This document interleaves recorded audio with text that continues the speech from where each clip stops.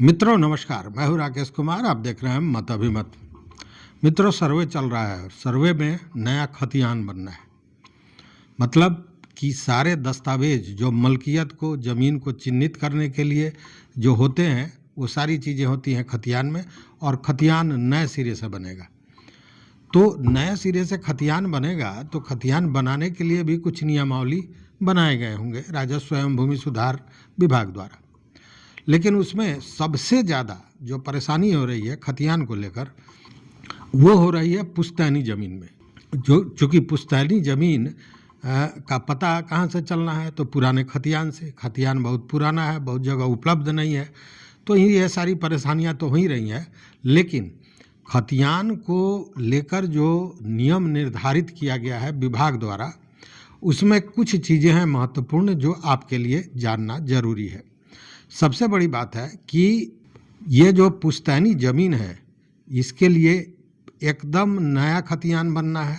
और सबसे बड़ी बात या इसमें जो शर्तें हैं, उन बातों को समझिए। जिन दस्तावेजों की ज़रूरत पड़ेगी उन बातों को समझिए।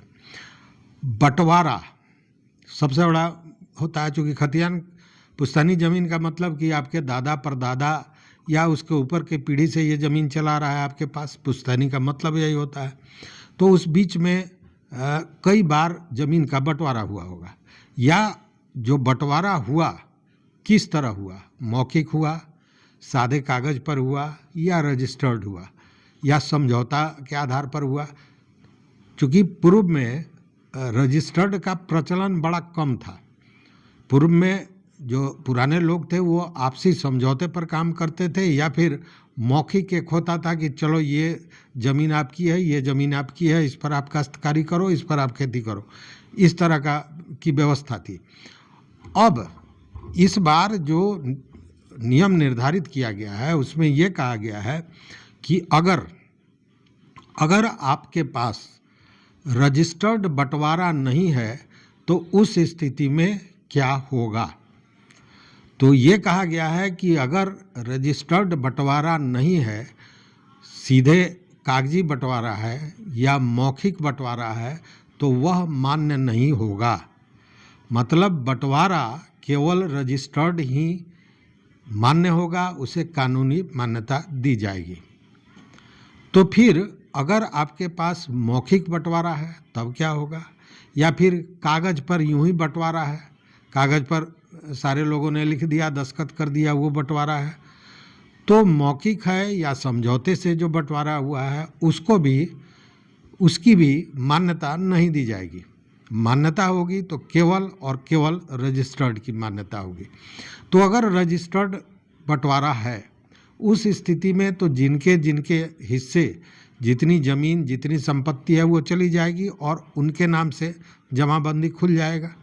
लेकिन जहाँ रजिस्टर्ड बंटवारा नहीं है, वहाँ किसके नाम से जमाबंदी कायम होगी और वहाँ किसके नाम से खतियान बनेगा, यह महत्वपूर्ण प्रश्न है।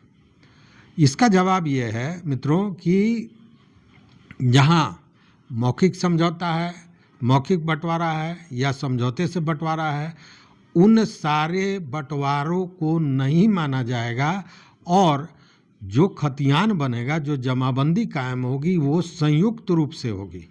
संयुक्त रूप से कहने का मतलब कि जितने भी हिस्सेदार जो मौखिक बंटवारे में अपने को शो कर रहे हैं, दिखा रहे हैं, या समझौते के पेपर में दिखा रहे हैं, वो सारे हिस्सेदार का नाम उस जमाबंदी में होगा। संयुक्त जमाबंदी बनेगा, संयुक्त खतियान बनेगा। तो ये पूरी तरह स्पष्ट हो गया होगा कि अगर आपके पास रजिस्टर्ड बंटवारा नहीं है तो आपके नाम से जमाबंदी कायम नहीं होगी, आपके नाम से खतियान में दर्ज नहीं किया जाएगा। वो संयुक्त रूप से होगा।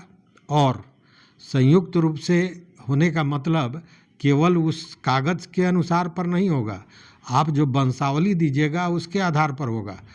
यह भी एक बड़ी बात है। हालांकि ये कहीं कहा नहीं जा रहा है, लेकिन मैं ये इसलिए कह रहा हूँ कि जो कानून है उसके हिसाब से अब वंशावली आपको देना है। और वंशावली में बेटी, फूआ, बहन का भी नाम देना है। मतलब जितना पुरुष जितने का हिस्सेदार होगा उसके बराबर की हिस्सेदार होगी घर की महिलाएं।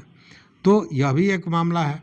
पुश्तैनी ज़मीन का अगर रजिस्टर्ड बंटवारा नहीं है, उस स्थिति में जो भी जमाबंदी होगी या खतियान, नया खतियान बनेगा, उसमें संयुक्त रूप से नाम दर्ज किया जाएगा सारे लोगों का। नए खतियान में एक और बड़ा परिवर्तन होने जा रहा है, और बड़ा परिवर्तन यह है कि नए खतियान में आपका खेसरा नंबर, मतलब ज़मीन का जो नंबर होता है वो बदल जाएगा।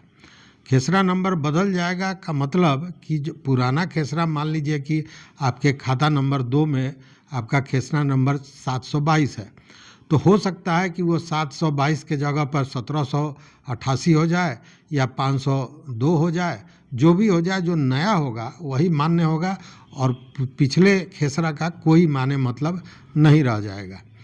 पहली बात। दूसरी बात कि जो ये सर्वे होने जा रहा है और जो ये तैयार होगा खतियान, इस खतियान में खाता, खेसरा, रकबा, चौहद्दी, ये सारी चीज़ें तो होंगी ही होंगी, लेकिन सबसे महत्वपूर्ण एक चीज़ किया गया है वो ये कि जिस ज़मीन की बात की जा रही है उस ज़मीन का नक्शा भी उसमें रहेगा।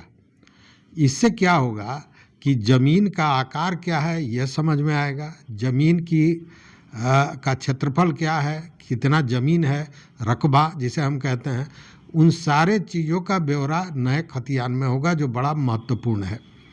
चूँकि अभी आपने देखा होगा कि कई समाचार आया है कि जो जमाबंदी है उसमें 45 डिसमिल ज़मीन है, और जब उसका दाखिल खारिज किया जाता है, वो ज़मीन कोई किसी को बेच रहा है, तो नया जमाबंदी जब बनाया गया तो उसमें 51 डिसमिल हो गया। तो ये सब गड़बड़ियाँ होती थी। अब ऐसा नहीं होगा, क्योंकि खतियान में ही नक्शा होगा और वहीं पे उस नक्शे से भी पता चल जाएगा कि कितना का उसका रकबा है। अगर कोई गड़बड़ी भी करना चाहेगा तो उसमें संभव नहीं होगा, ऐसा मानना है। तो ये एक महत्वपूर्ण जानकारी है।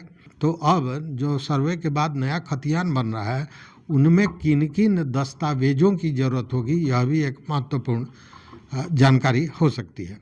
तो इसके लिए तो सबसे पहले कितना रकबा है, चौहद्दी क्या है, चूँकि चौहद्दी बड़ा महत्वपूर्ण होता है ज़मीन के पहचान के लिए, इसलिए चौहद्दी, वर्तमान चौहद्दी, चूँकि जो पुश्तैनी ज़मीन है या आप खरीदे हैं 20 बरस पहले, तो वो चौहद्दी बदलता रहता है। आपके बगल का कोई व्यक्ति जो पहले, मान लीजिए आपके पूरब में श्री राम शर्मा थे, तो श्री राम शर्मा ने उसको सोहन भगत से बेच दिया, तो अब वर्तमान में उस चौहद्दी में पूरब में आपके सोहन भगत आ गए। तो ये चौहद्दी बड़ा महत्वपूर्ण है, और चौहद्दी वर्तमान में जो है उसको दर्ज करना पड़ता है, इसलिए चौहद्दी देना होगा, खेसरा देना होगा, जमाबंदी की जानकारी देनी होगी, और जमाबंदी के बाद जो रसीद कटा होगा उस रसीद का फ़ोटो प्रति देना होगा।